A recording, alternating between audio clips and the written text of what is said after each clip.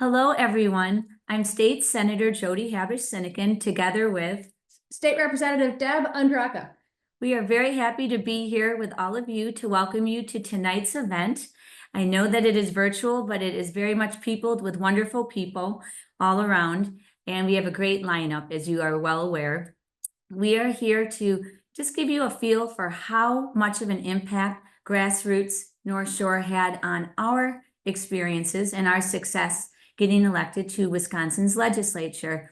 Without a doubt, Grassroots North Shore was an instrumental partner for me in my success in beating Dewey Strobel, a longtime incumbent, powerful figure on Joint Finance Committee, 14 years, and it was very much with all the work of Grassroots North Shore, with the newsletters of Nancy Kaplan, the help with sign deliveries, the incredible canvassing efforts organized by Shirley Horowitz, Andy Berger, and an entire legion of dedicated canvassers, the introduction at Plymouth Church all those months ago, all the way to the actual November date with getting out the vote in the weeks beforehand. It was very much a collective effort, my campaign and Grassroots North Shore. So I will be forever grateful for the friendships, the relationships, and the support I received from Grassroots North Shore and people like you who support the effort. You are so involved in everything that Grassroots North Shore does. Being here on Zoom is it's like a flashback back to when I first ran in 2019. Had no idea how comfortable we would all be with Zoom. In 2019, I was just a Moms Demand Action volunteer who wanted to beat Jim Ott because I was tired of all of the terrible gun laws he was voting for, and I just didn't think he represented the North Shore. Fast forward a couple of months, the world shut down. What was I supposed to do as a candidate? I had unbelievable support from folks like Grassroots North Shore. I never would have been able to get the word out, do the Zooms, do the fundraising. Someone like me, I would not be here today if it weren't for the networks and the Zooms, good or bad, and just everything, and not just the campaign, but really just the friendships. You were always there to tell me that yes, I could flip this district despite the gerrymander, and that this was a battle worth fighting. So thank you so much. Even though we're not in person tonight, like I said, I'm real comfortable with Zoom because I was forced to do so in 2020. But look how far we've come. We've come from doing everything over Zoom to flipping our Senate district. I mean, we have new maps. We have a much more close together legislature, and we do have, despite what's going on nationally, the state looks better than it ever has before. So thank you. We have come very far. We have flipped so many more districts since we just flipped a couple under the old maps. So it's due to all of your hard work, support, and donations. So thank you very much. Absolutely. And one thing that really stands out about Grassroots North Shore is how we show up. And there's so much overlap between this organization and other efforts that we're doing, including, of course, the Fair Maps effort. And it really was because of the fairer maps that we were able to accomplish those critical flips. We are only 2 away now from a Democratic majority in Wisconsin State Senate, and we're getting much closer to in the Assembly. And it really is making a difference. I've only been in office now for 4 weeks, but there is certainly bipartisan outreach going on, conversations. Hopefully there will be increasing a degree of communications and progress in that regard. So I feel very grateful to be part of that. And I get to work with my senator for the first time. Yeah, it's awesome. So thank you again for all the support of all of you who are showing up tonight and show up to support this fantastic and important organization. It is making a difference. And you have a lot of other people to hear from and a great lineup tonight. And so live from the North Shore, it's Grassroots Sunday night. Turning it over to you guys. Thank you, Deb and Jody, for that fabulous cold open. Welcome to Grassroots North Shore's 11th annual fundraiser. My name is Debbie Patel, and I co-chair Grassroots North Shore. Thanks to our founder, Keith Schmitz, this year, Grassroots North Shore is celebrating its 20th anniversary. Under Keith's leadership, the organization grew and grew. Every year, we raised funds to support our work, and we eventually discovered that having an annual fundraiser at the beginning of our fiscal year was critical to that work. What we have raised as of today and what we raise during the week that follows sets our course for the year. Your support means we can pay printers, buy stamps to send what we print, do webinars throughout the year, and hold in-person gatherings. What we raise determines how much we can spend each year, and that helps us determine what to spend during the year. You can donate anytime by going to our website. If you search for Grassroots North Shore, it should pop up on your browser. Just look for the donate button. Thank you for taking the time to attend today and supporting our work. Let me summarize our lineup. There's a lot of bad stuff going on in Washington right now, but we are not here to talk about that. It's not because we aren't reading the news, and we definitely aren't hiding under the bed. That's never a good idea when the house is on fire. But tonight, we're going to focus on what we can do here in the state. First, because a lot of you are already doing what can be done with about our federal government. You're making phone calls, you're sending emails, and more. Other than that, a lot of what's going on, we simply can't do much about. And we like to focus on what we can do rather than stew about the things we can't control. You will hear from us when we have suggestions about what to do about the nightmare on Pennsylvania Avenue. Second, we're talking about Wisconsin tonight because that's where it's at right now. This is where we have the most say. This is why today and tonight is about Wisconsin. Today, we will hear a recorded message from our favorite U.S. Senator Tammy Baldwin.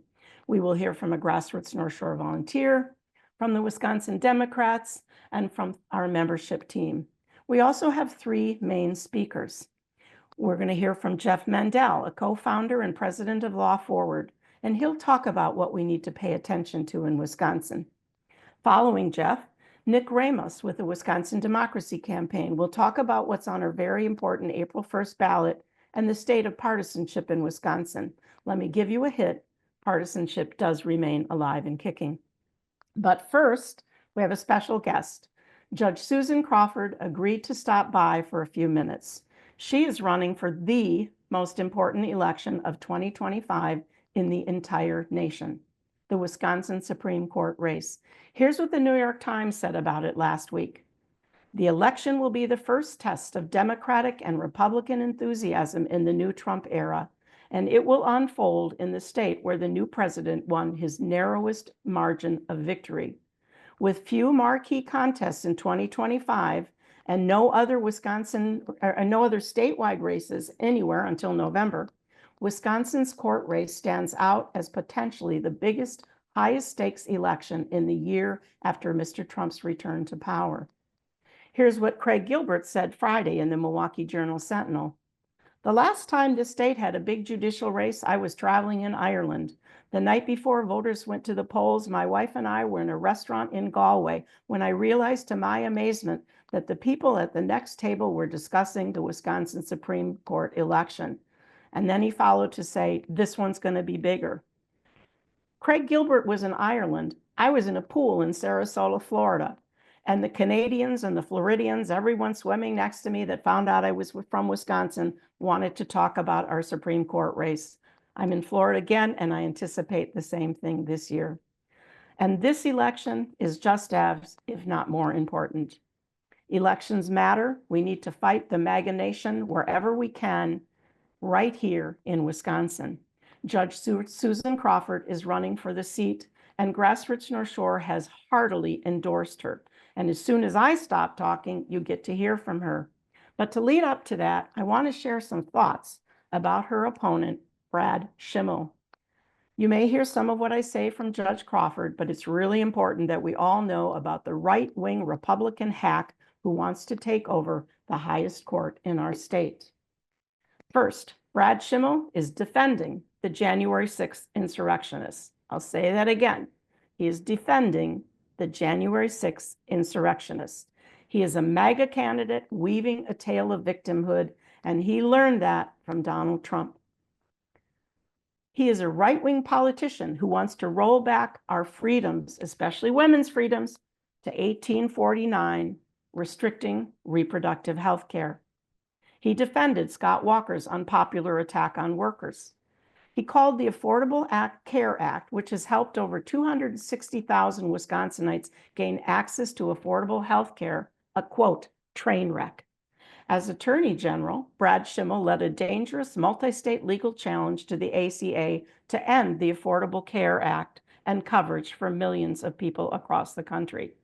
He used those attempts to rip away health care from Wisconsinites to raise money for his campaigns. He has a reputation in some circles as the worst attorney general in Wisconsin history. He bragged about giving people gold-colored coins, but he failed to protect crime victims. He is frankly a failed politician who got his job as a Waukesha County judge as a parting gift from Scott Walker after Schimmel helped Walker get elected through voter ID laws that were later proven to have suppressed votes in 2018. In 2020, while a sitting judge, he attended a Trump rally and stated publicly that, quote, Trump should get 4 more years. He also headlined a Republican Party fundraiser as its master of ceremonies. And we know him by the company he keeps. One of his supporters is Elon Musk. That says a lot right there. And with that said, I'm going to let Judge Susan Crawford take over, introduce herself, and tell us what she thinks we need to hear. Take it away, Susan. Thanks so much, Debbie, and thanks everybody. It's just a great pleasure for me to be here and tell you all about this upcoming race, which I'm sure that all of you as activists and folks really engaged in what is going on in the state of Wisconsin already know something about. So I want to thank you in advance for your help with this race. But I am running for the Wisconsin Supreme Court, and April 1st is going to be here before we know it. So it means a lot to have you all engaged in this campaign. Voters are going to have to decide what kind of justice they want on the Supreme Court in this race. The election is not just going to decide the future of our state and possibly our country, but it is also going to affect all of our personal rights and freedoms. So we have a lot on the line. And Wisconsinites are going to have to choose whether they want to have a justice on the Supreme Court who is going to protect all of those fundamental rights and freedoms and stand up for justice and make fair and impartial decisions on the Supreme Court, or have on the Supreme Court an extreme politician like Brad Schimmel, who has spent his entire career pushing an extreme partisan agenda and working to take away our rights. I've spent a lot of time crisscrossing the state the last 6 months or so, and I believe that voters really want a common sense justice on our Supreme Court who's going to be fair and impartial, who believes in holding people accountable, and who serves all of the people of our state, not some right-wing extremist who does not have our best interests in mind. And they want somebody who's going to uphold the Constitution and our laws. And that's what I've always done throughout my entire career. And it's because of the values that I have, the values I learned growing up right here in Wisconsin. So I grew up in Chippewa Falls, a great place to grow up, kind of place with a real sense of community where people watched out for each other. And my dad was an engineer who got his degree from UW-Madison after serving in Korea. So he went to college with the help of the GI Bill. My mom's a third generation Wisconsinite from Greene County, southern Wisconsin. My great-grandfather started a barbershop on the square in Monroe, Wisconsin back in the 1860s. So we have some deep roots in Wisconsin. And growing up with my 2 brothers and my sister, my mom and dad, I had a great childhood. It was a wonderful place to grow up, but life wasn't always easy for my family. My little sister was born with a medical condition and had a lot of special needs. I was often the one put in charge of watching out for her, making sure she got to school and home again. My dad was laid off from his job when I was in high school, ended up causing me to have to finance my own college education. But my family stuck together, and I learned the value of hard work and honesty, and I certainly learned right from wrong. And I know a lot of you grew up in similar places and have similar stories about your own lives. Those are values that we share. I'm now a mom myself. I'm the proud mom of 2 young adults. My son's a college student, and my daughter is starting her career. And my husband and I raised our kids right here in Wisconsin with the same kind of values that I grew up with. And I'm really proud of both of them because they want to give something back to their communities. That's something important to them. But I know what it's like to worry about your kids and your family and to want to keep them safe. And that has been another value that has guided me in my career. I started out my career in Wisconsin as a prosecutor at the Wisconsin Department of Justice, taking on some of the toughest felony cases in the state, all the way up to the Wisconsin Supreme Court. And I worked hard to hold people accountable and enforce our laws to make sure that crime victims were protected. And I also held big corporations accountable when they hurt families and communities. That all is a matter of common sense. I later worked in state agencies, making sure that our laws were fairly and equally applied to all Wisconsinites, right up to working in the governor's office as chief legal counsel under Governor Jim Doyle. I then moved into private practice and represented Wisconsinites, people from all walks of life who had had their rights taken away by the government. I represented public school teachers when their rights in the workplace were taken away. I represented Planned Parenthood of Wisconsin and their doctors when the government tried to get between women and their healthcare providers to limit their rights. And I stood up to protect voters, to make sure that every registered voter in Wisconsin has a right to cast their ballot. So fighting for fundamental rights and standing up in court to fight for the rights of those who have had them taken away is part of my record that I'm really proud of, and part of my common sense approach to being a judge. I'm a circuit court judge now in Dane County. I work hard every day to make sure I'm upholding our laws and our state constitution. And I believe as a judge that everyone should get a fair shake. I treat everyone in my courtroom equally. And at the end of the day, I want everybody who's come through my courtroom to leave, whether they've won or lost, feeling that they were treated with respect by the judge and that they got their day in court. Now, when I sit down behind the bench, I'm standing up for Wisconsin values and Wisconsin families. And that's exactly what I want to do on the Wisconsin Supreme Court. But here's what we are up against. And Debbie did a great job of laying out some of the high points of my opponent's record. Brad Schimmel. He is the most extreme candidate to ever run for the Wisconsin Supreme Court. He has spent his career focused on partisanship, politics, and self-promotion, and we don't need any of that on the Wisconsin Supreme Court. We can just look at what Brad Schimmel has worked for throughout his career and what he says he'll do. That tells us a lot about what kind of justice he would be. As a partisan politician, he fought to restrict access to reproductive health care for women. He supports an 1849 law in Wisconsin that he says should be enforced as a criminal ban on abortions. He continues to say that even as a candidate for the Wisconsin Supreme Court, despite the fact that there is a case exactly on that law pending before the Wisconsin Supreme Court. He is not fair and impartial. He is prejudicing the parties in that case by openly taking a position on it. And that is not the only way Brad Schimmel has failed Wisconsin women. As Debbie alluded, as Attorney General, Brad Schimmel let thousands of sexual assault kits go untested for years. While victims waited for justice, he dragged his feet, and he only got 9 of those kits tested out of a backlog of 6,000.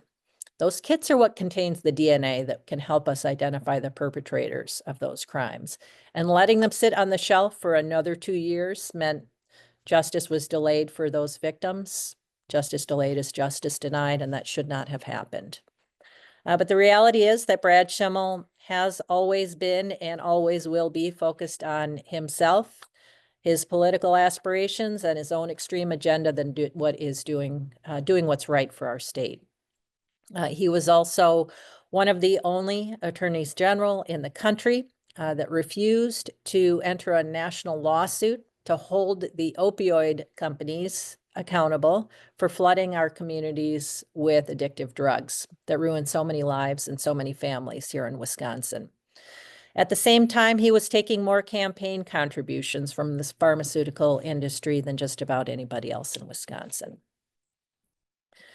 He also wasted taxpayer dollars filing lawsuits on every right-wing cause in sight. And yes, that includes trying to overturn the Affordable Care Act that would not have helped a single Wisconsinite, and in fact would have resulted in hundreds of thousands of Wisconsinites losing their health insurance coverage. He wants this seat because he wants to force his extreme agenda on the rest of us. He will restrict women's rights. He'll look out for his special interest donors, and he'll jeopardize the future of our kids and our state if we let him get there. So that's why we have to win this election and keep extremism away from the Wisconsin Supreme Court. So we have about 58 days, maybe 57 left in this race. Those days are going to go by fast, and I'm counting on all of you to help me be part of this campaign and help us to help your all the rest of the voters in the state, your families, your friends, your neighbors, understand what the choice is before them in this race, and tell them why you're choosing common sense justice and not extreme partisanship. Tell them you want a future where their fundamental rights and yours are protected and not stripped away. I know that if we volunteer and rally and get out the vote on April 1st, we're going to win this election. So I want to thank you for standing with me and helping me to win this election on April 1st. Thanks again for the opportunity, everybody. Appreciate all of your hard work, and together we're going to win this election. Thanks so much. And thanks, Debbie. Thank you so much, Susan. And I wrote that down, common sense justice. That is definitely what we are looking for in Wisconsin. That's what we deserve. Next, we're going to hear from United States Senator Tammy Baldwin. With our help, Tammy is in Washington right now fighting for us, but she sent us a virtual hello. I'm going to share my screen so we can hear from our favorite U.S. Senator. To my friends at Grassroots North Shore, I wanted to wish you well and thank you for all your hard work over the years, including helping me this past November. I have always believed that grassroots campaigns, talking to voters one-on-one at the local level, are the keys to winning elections, from city council on up to the president. And you have proven that idea to be true with your hard work and effort. This past cycle, we faced an onslaught of outside spending and an opponent who spent more of his own money than any other candidate ever has in Wisconsin. And yet, because of your grassroots help, we were able to come out on top in my race. And we were able to win some crucial state legislative races.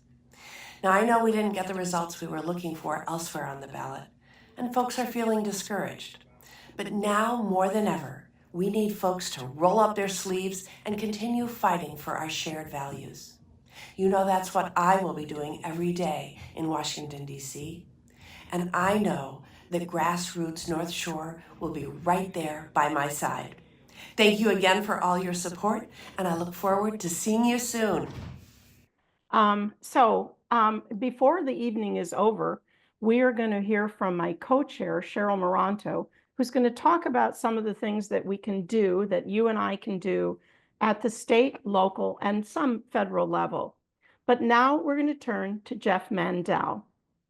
Jeff has nearly 20 years of experience in complex litigation and appellate advocacy, and is widely recognized as one of Wisconsin's leading experts in election law and constitutional litigation.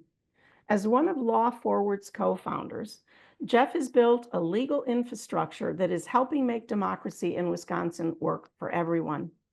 He is an elected member of the American Law Institute and a fellow of both the American Bar Foundation and the Wisconsin Bar Foundation.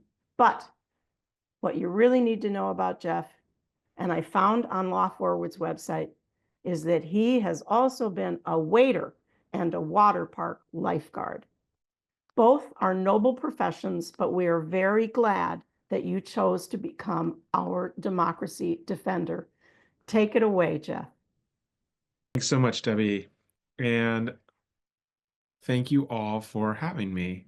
It's a pleasure to be here and to see familiar names among those who are in attendance. It's always a pleasure to be here with friends.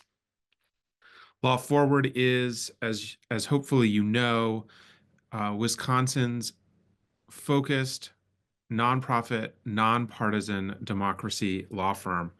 We are here every day fighting to restore and advance democracy in Wisconsin.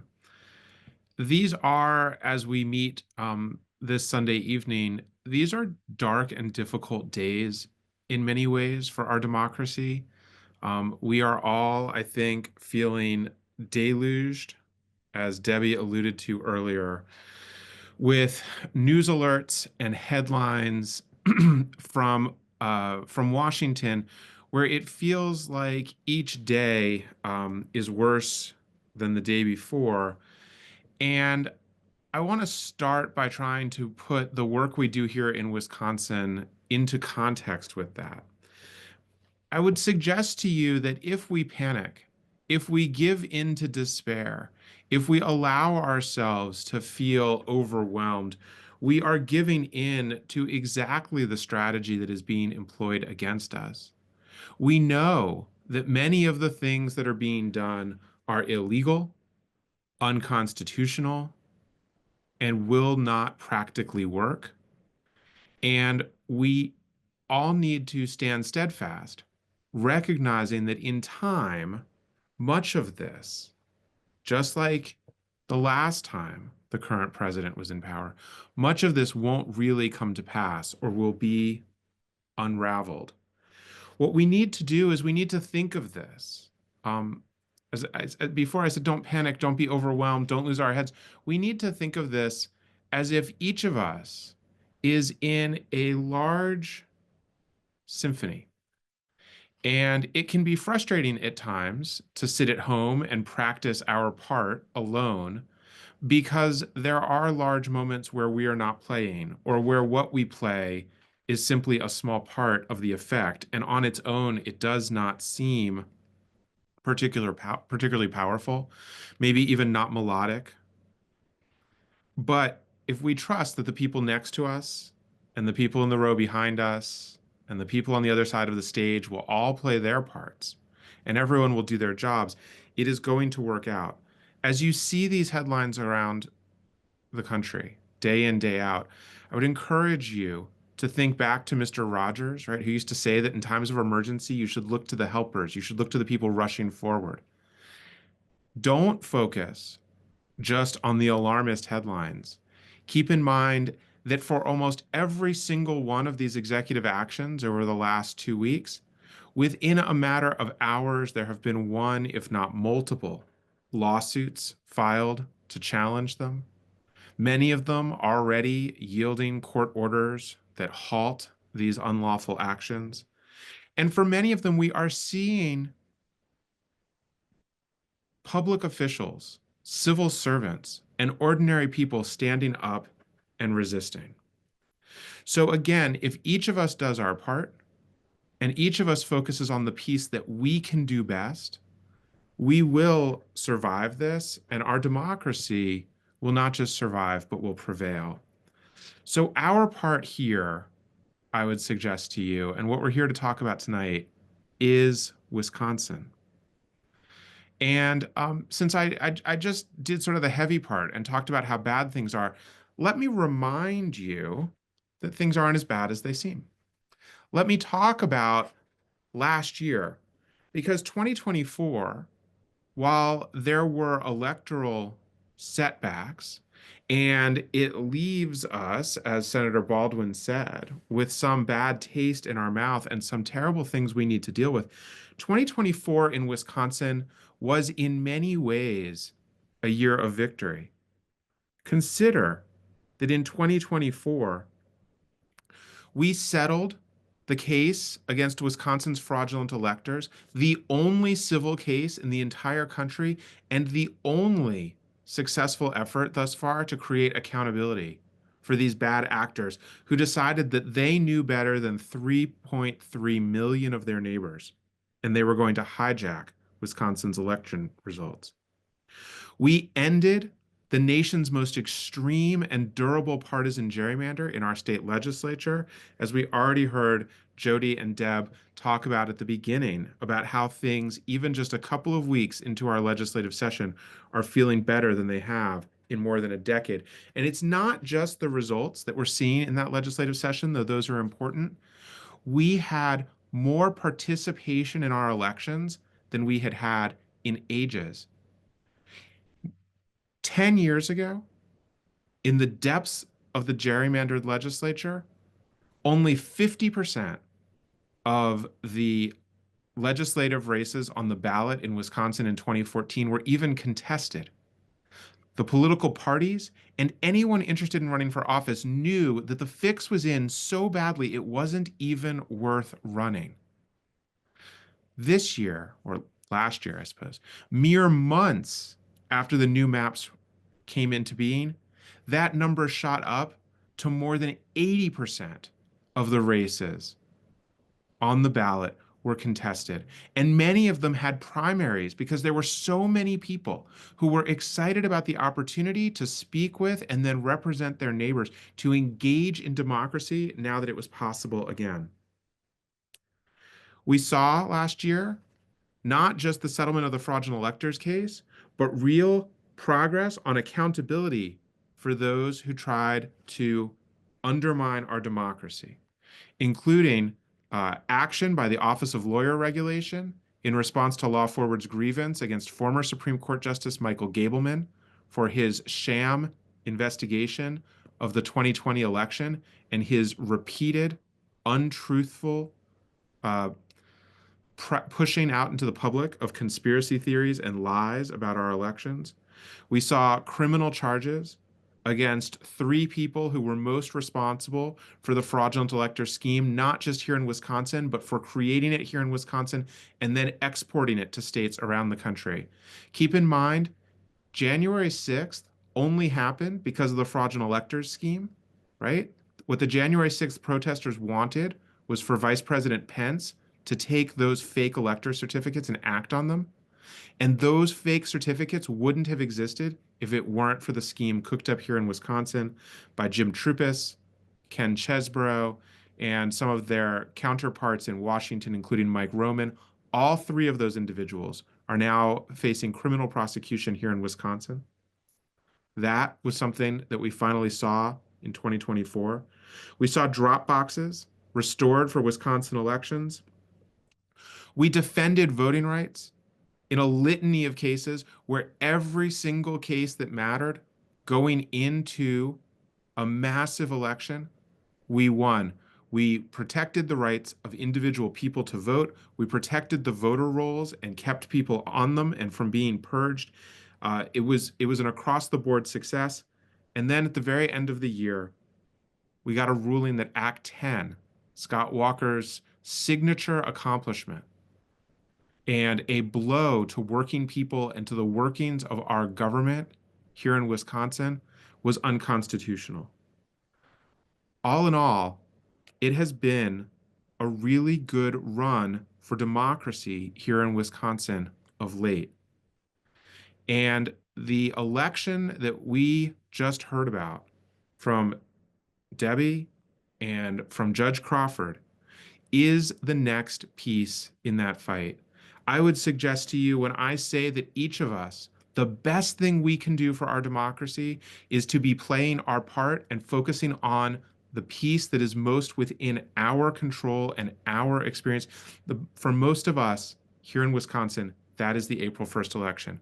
We can keep that momentum going as long as we make sure that our courts continue to work. Just consider, and this is the last thing I'll talk about, some of the issues that are working their way through our court system right now. And I'm really only going to talk about the major constitutional issues and democracy issues that I'm even aware of. There are all kinds of other cases that work their way through the courts that, as Judge Crawford talked about, are really about common sense, the law, and protecting individual rights and families. But this is just what we know of that is working its way through the court system and may be on the docket for the Supreme Court after this election. Whether there's a constitutional right to abortion in the Wisconsin Constitution, whether Act 10 is indeed unconstitutional, as the trial court has ruled, whether absentee ballots can be not counted simply because of small immaterial errors made by a witness, not even the voter, whether people with print disabilities have full and complete voting rights in Wisconsin, a whole slew of issues related to absentee ballots, including whether, as has been the practice in Wisconsin for decades, they can be returned to the clerk's office or to your polling place on election day. Um, Whether you can spoil an absentee ballot if something radical happens. Let's say, I know this sounds crazy, but let's say you voted a couple of weeks before the election, and then about a week before the election, a long lost video came out in which one of the candidates said something so outrageous and abhorrent that it changed how you thought about the election and might change how you wanted to vote. It had always been the case in Wisconsin that you could go to your clerk and you could say, "Give me that ballot back. I'd like to spoil it, and I would like to try again," and that was legal. But as of 2022, that was made illegal. I actually think that was done by Judge Schimmel. That case is pending in the Wisconsin appellate courts. Whether we will be able to keep our voting rolls well regulated here in Wisconsin, or whether there will be new, easier efforts for those who wish to purge people from them based on suspicion and innuendo and lack of real information uh, about citizenship, about residency. Um, Whether the Wisconsin Elections Commission and any other agency in Wisconsin can continue to function, or whether we're going to return to a Gilded Age idea of non-delegation, where the legislature has all the power. Whether the separation of powers continues to work in Wisconsin and we have checks and balances in our government, or whether the legislature can continue to aggrandize itself by taking over and edging out the Attorney General and the Department of Justice by intervening in every case where it wants to state its opinion. The standards by which permitting decisions are made by agencies and whether regulations will really have any power, whether large corporate agriculture and CAFOs can be limited by municipal governments or not, and who gets to go to court, whether the courtroom doors are open and how we figure out who they're open for. These are major issues, and these are all things that are coming up before the courts. So we have, despite a great year last year, moving democracy forward and real progress in the legislature, as Jody and Deb talked about at the beginning. We see democracy starting, the shoots, right? It's like spring. The shoots are coming up from the ground again. And whether we continue that growth, whether we continue to tend that garden or we take a step back, that's really where we get to make our mark here in Wisconsin right now.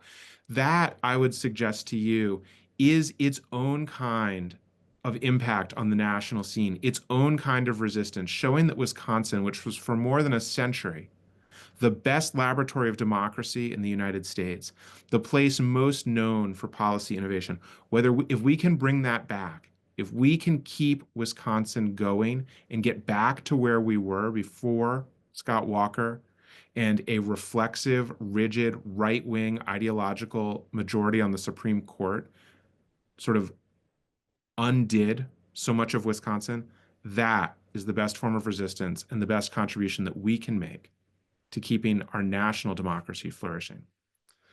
With that, it is my privilege and honor to introduce a friend of mine and one of my frequent collaborators in this work, Nick Ramos.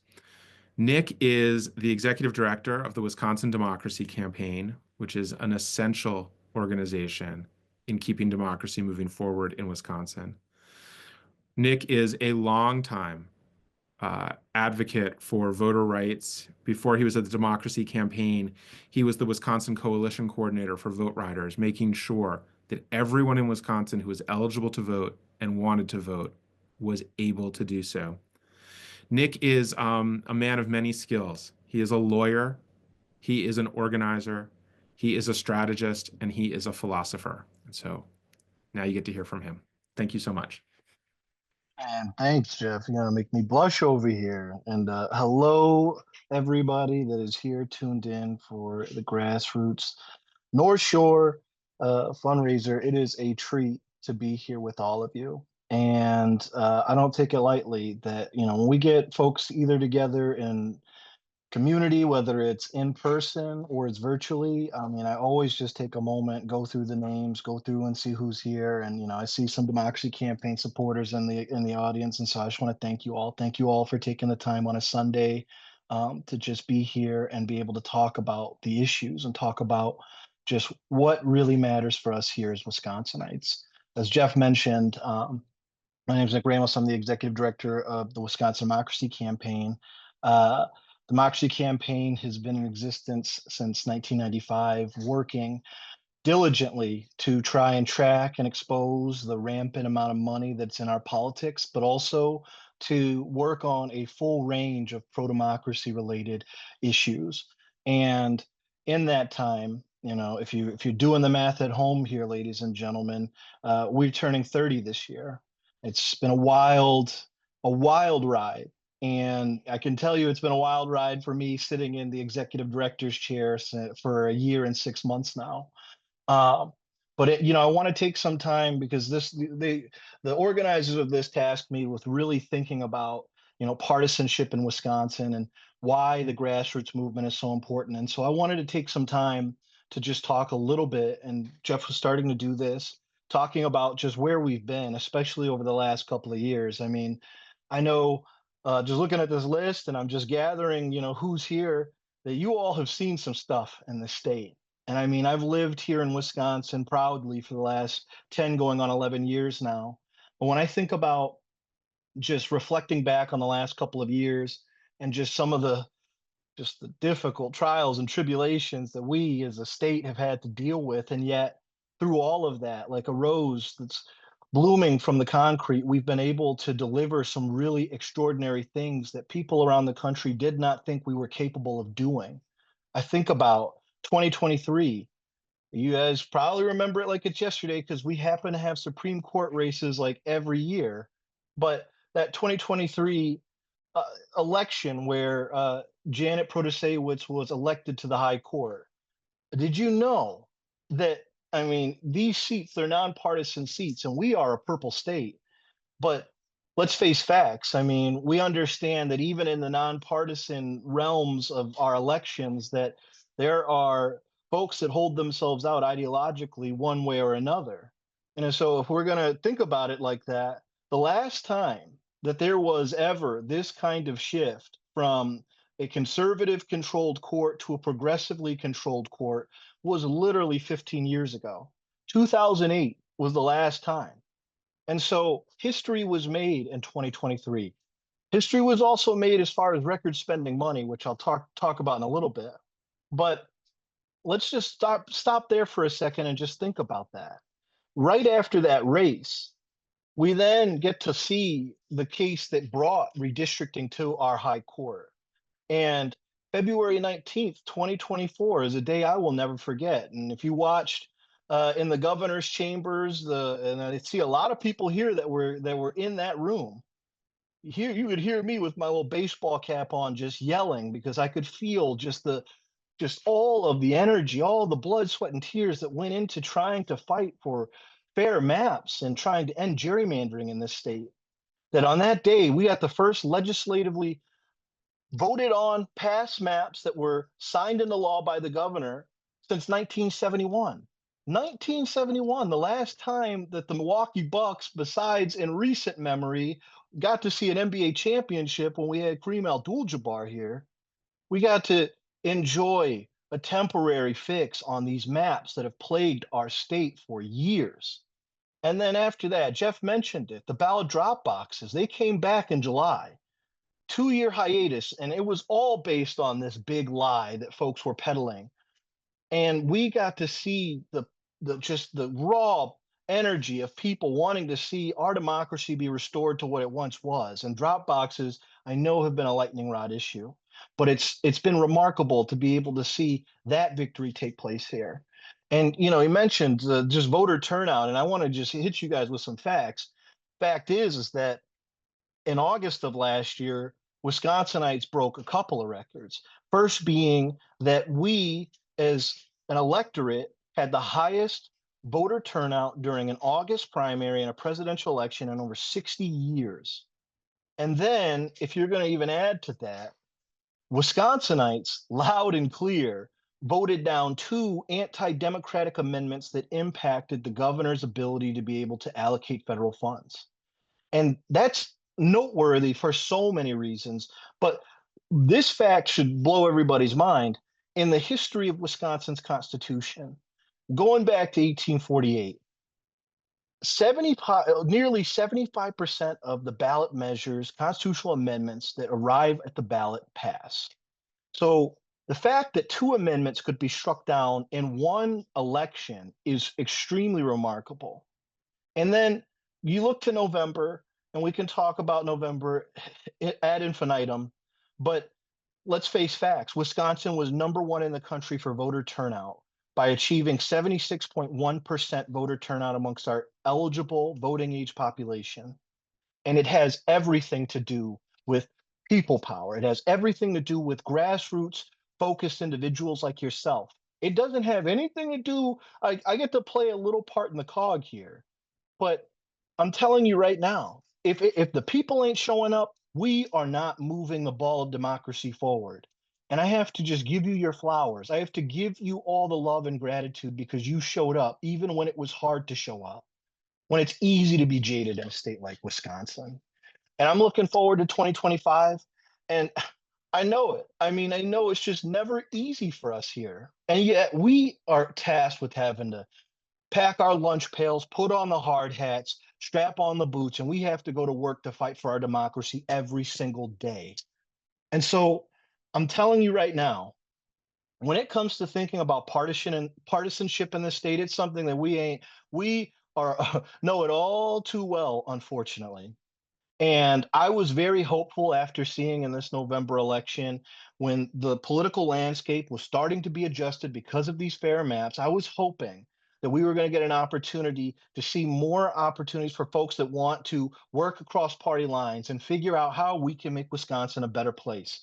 But I got to tell you, at least in this first month that we just had here, seeing a voter ID amendment reach the ballot and the way it was treated, the the fact is that we have a voter ID law on our books right now. Why in the hell do we need another amendment? Aren't you guys tired of voting on amendments in this state?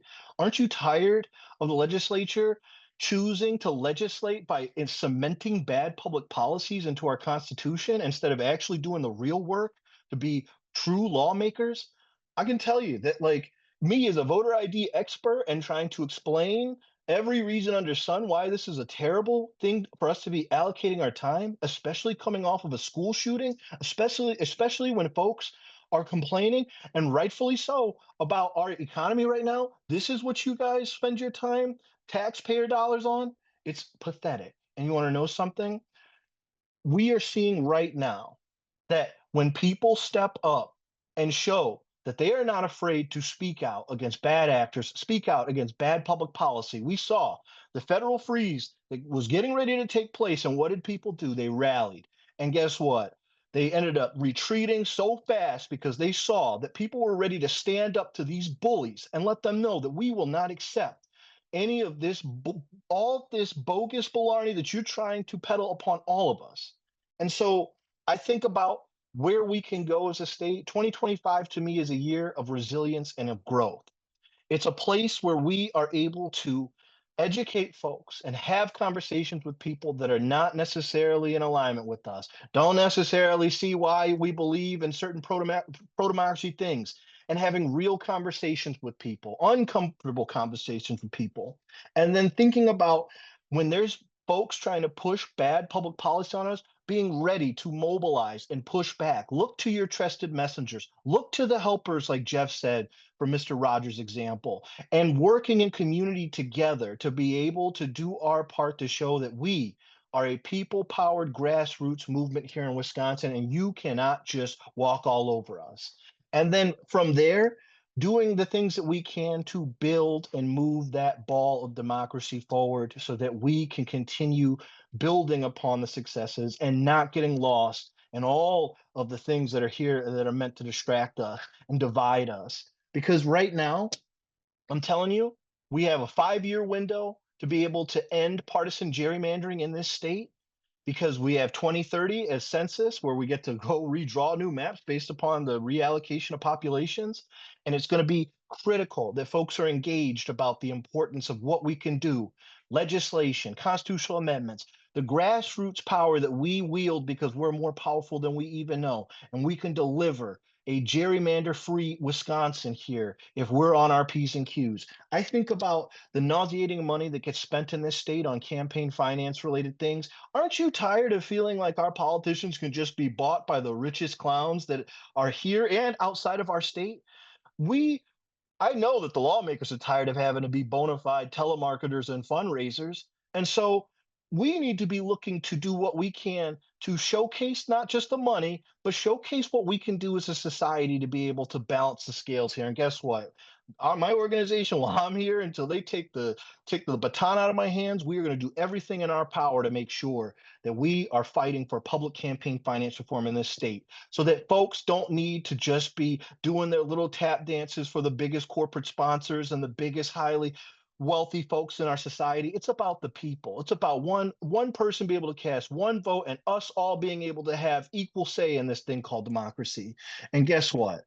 When it comes to these bad actors, we got to be ready. We got to be ready to call them out. And I tell you what, we brought Officer Dunn here, who was at the Capitol during the insurrection, and to hear, this current candidate, former Attorney General Schimmel, praise and also think that these folks deserve, these criminals that attacked police officers deserve to be pardoned, get out of here. We need to be able to call these people out and let them know that we believe in decency and common sense and not fear mongering and trying to peddle conspiracy theories. And so let me tell you something. If you're with me, guys, and you believe in this, then guess what? I'm ready to fight if you guys are ready to fight. I'm ready to do everything to be able to make sure that we're making sure our democracy is going forward, but it takes all of us.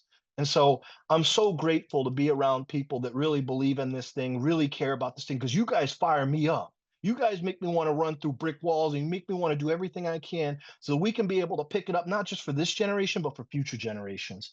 And so I want to thank you guys for organizing this. Thanking you for letting me be in community. And if you ever want to reach out to me, just go to our website, wisdc.org. You always email me. I know I'm, just a squirrel running like crazy, trying to just put out fires, but we're here and I'm here and I will always pick up the phone, reach out to you via message, carrier pigeon, whatever it is. But I hope to see you guys out here in the streets, in these community meetings. And I hope you guys have a wonderful Sunday. Thank you again. And I'll pass it back to Debbie or Cheryl, but thank you. Woo! Thank you, Nick. And good evening. I'm Cheryl Moranto, co-chair of Grassroots North Shore. Next in our speaker lineup is Mercedes Vega. Mercedes is our featured volunteer. She helped us expand our presence on college campuses prior to the November election. She will share her experience with us. After that, Mark Guinness, co-chair of membership for Grassroots North Shore, will share a creative membership moment. Good morning. I'm coming to you on a very cold Monday where there is a lot of confusion in Washington. And I'm happy here to share with you a personal experience I had, as I also will share with you my experience I had at outreach at the UW campus. I have a mother that lives on the southwest side of Milwaukee, and she's 95. And one day a young gentleman was approaching our driveway. And when I saw that he had political posters, I went out to meet him and I said to him, "Hey, no problem. We're all registered here voting for Harris." And he said, "Oh, well, then maybe I shouldn't leave this." Um, and when I looked at it, it was for Trump. And my mother was behind me and she said, "Say, young man, I think I could probably make your day a lot shorter. I have a wonderful shredder here." And he laughed. He thought it was hysterical. And so when we went back in the house, she said to me, "Didn't you think that was funny?" And I said, "No, I'm more embarrassed with myself in that, thinking that when I went out to greet him, that because he was young and because he was Black, that he was voting for Kamala. And so I need to re-educate myself on my thoughts." And with that, I'd like to share something with you that I found in sort of my own self-check. It says, "We all like to think that we're far too sophisticated to believe that first impressions count. We're modern, we're woke, and we know about unconscious biases. And we wouldn't dream of judging someone based on their appearance, except we do it all the time." And I take the "we" and I turned it into a "I." And so I just wanted to share that with you as I begin to share my experience of canvassing and interacting with students at the UW Plaza. So let me give you a visual as to where I was. I was in the plaza, which is behind the Student Union, which has a long corridor which will lead to student housing and other facilities such as other classrooms, the PEC art area, if you know that. And so there I was in this large area, and I was not behind a table, and I did not stand on a rock or a chair or anything else. As the students approached me, I would approach them, hoping that when they were close enough, we could have eye contact, always with a smile and always greeting them with, "Hey, have you voted yet?" And if I got eye contact, I would get yes or no. And if they said no, then I would say to them, "Well, here's a brochure, and this will tell you exactly where here on campus you could vote." Making sure that my body language was directing them in where they could go in that direction. And oftentimes people would also thank me for being there and sharing that information, or they would say to me, "I already voted," as they would pick up their speed, and I would say, "Oh, where?" And oftentimes they would answer and tell me where. If not, I'd say, "Well, again, you have that chance to vote right here." And then I had some that I would say was a little more aggressive in their answer, Trump. And I would always thank them for voting and say, Harris would also enjoy all that enthusiasm, just to leave kind of on a positive note. But my reason for doing this is, A, I wanted to interact with my community. I wanted to do something where I felt I could also increase voter registration. I could also increase voters, and I could do something without necessarily opening up my pocketbook, and still share with my community and also share my activism. So I felt I had really a wonderful experience, a lot of happy people. It was great to be out with my own community. I was in a safe environment. I didn't worry about that. And I came away with a very great experience, and I'm happy and look forward to doing it again. I really encourage you to do it because, again, like I said, you're out there and you're interacting with America's best. We want to vote, and we want to promote just the whole process of voting. So thanks so much for giving me this experience today to share with you, and I look forward to seeing you on the campus. Thank you. And now, from our studios in beautiful downtown Mequon, it's the WGRNS News Hour and Fundraiser. Hi, I'm Mark Ennis. And I'm Virginia Guinness. Let's show what they did to the studio. Oh, that puts the other to shame. Doesn't it now? And tonight's big story is the upcoming Wisconsin State Supreme Court election on April 1st between Brad Schlemiel. I think you mean Schimmel.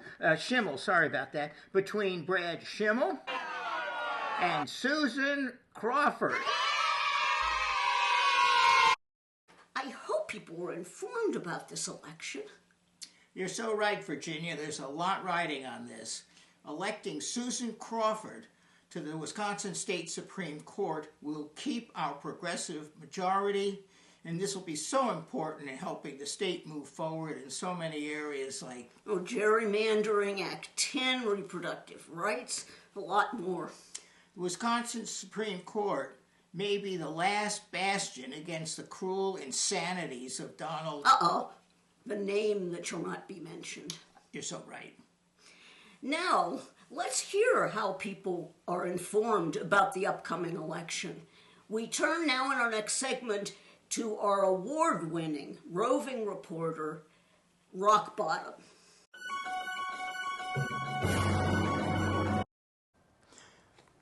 Hi, I'm on the streets of Mequon now. Excuse me, miss? Do you have a moment? I am the moment. And are you aware of the Supreme Court election coming up? And if so, what are your thoughts? I am aware of the universe, so I have no need for thoughts. Okay. Excuse me, sir. I'm Rock Bottom with WGRNS News. I wonder if I can ask you a quick question. Are you aware of the upcoming Wisconsin Supreme Court election in April? I am Lars. Look what elections have given us.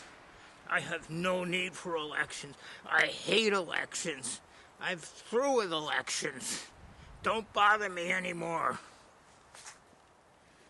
Do you have a moment? A quick question.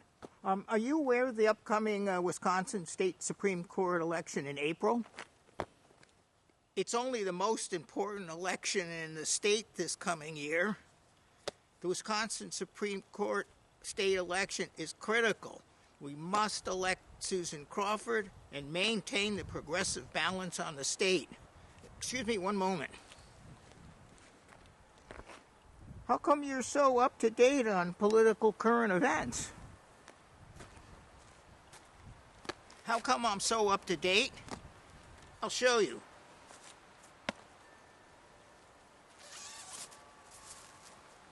This is how come. I am a member of Grassroots North Shore. I follow the website, and I read the newsletter diligently. Hey, look, it's the Grassroots North Shore Chiron. Aren't chyrons supposed to be things that scroll along the bottom? Yeah, but they blew the budget on the studio. At least the message is clear. Thank you for that report, Rock. Looks like we're going to have a lot of work to do to inform the public about this election. With your help, Grassroots North Shore can spearhead these efforts. I think it's worth reminding people that Grassroots North Shore is an all-voluntary organization and does need your financial support and also your help with campaign activities. If you're not yet a member, you can join online at the Grassroots website. It is still only $30 for a family, $20 for an individual, and $5 for a student.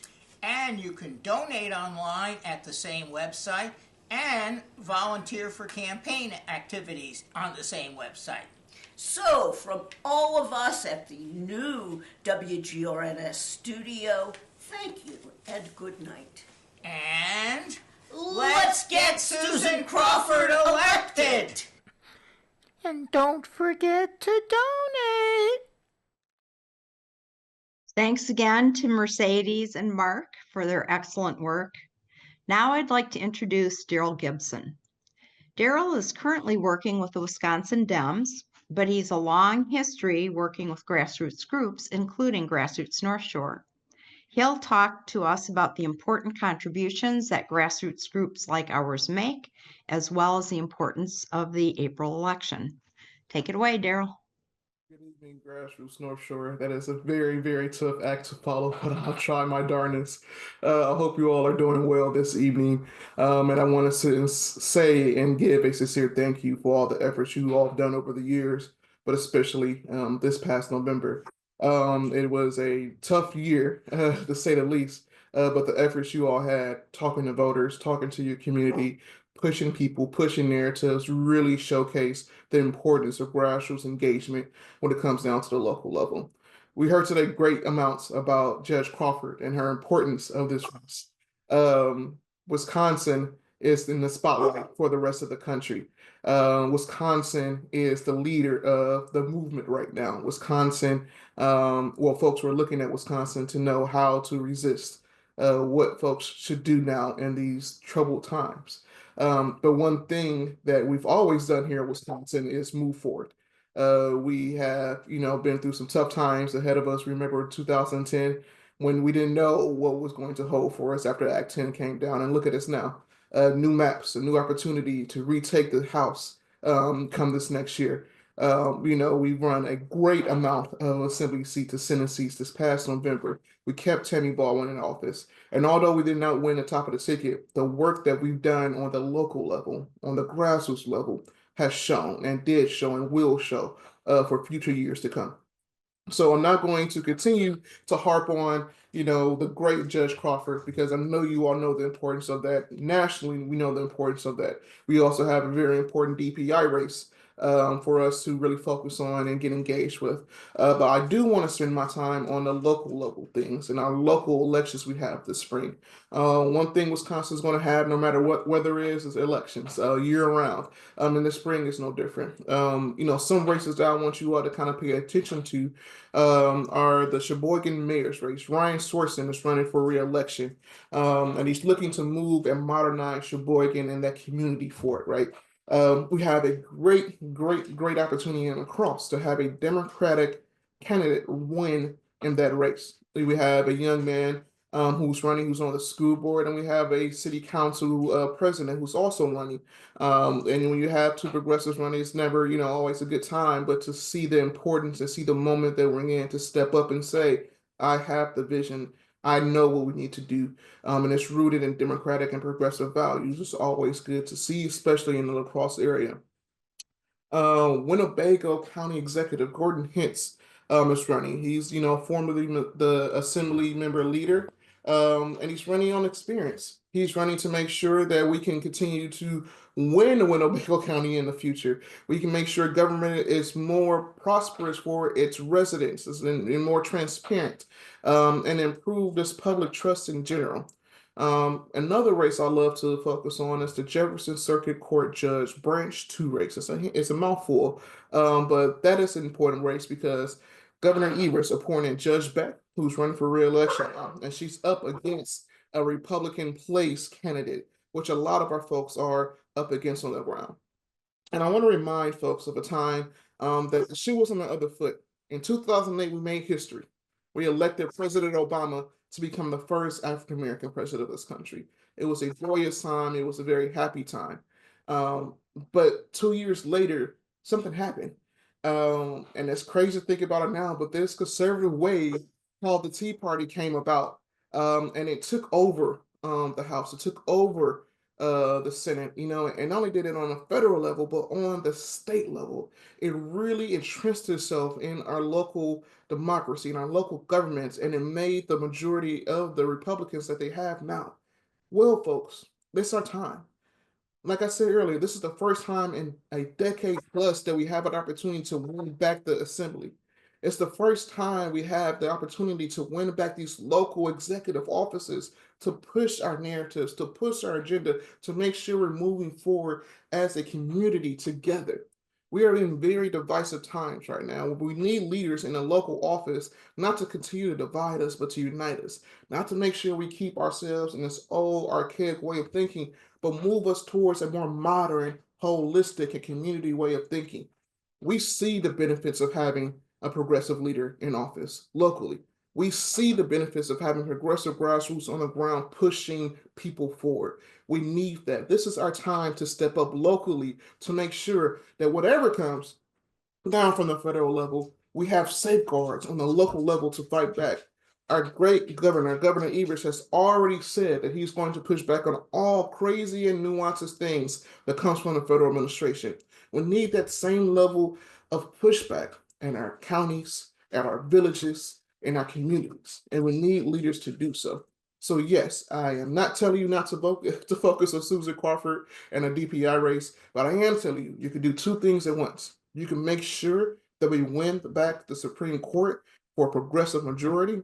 We can make sure also that we have progressive and strong leaders on a local level to make sure that we're moving forward and not moving back, to hold off and steadfast against the craziness that's coming from the federal administration right now. And I was talking to a friend early this week, and everyone's up in arms about all these things that happen and seem day after day after day. And I had to be honest and always say be real for a moment. It's only 11 days in office, ladies and gentlemen. We have 4 more years to go. We have to pace ourselves. We need to be strategic. We need to be entrenched in our values and steadfast of who we are. And no, it is not going to be easy by any means. But the work that you all do, the work that we all do, and being in this space and being in this moment, and we know how imperative it is, it's not to give up.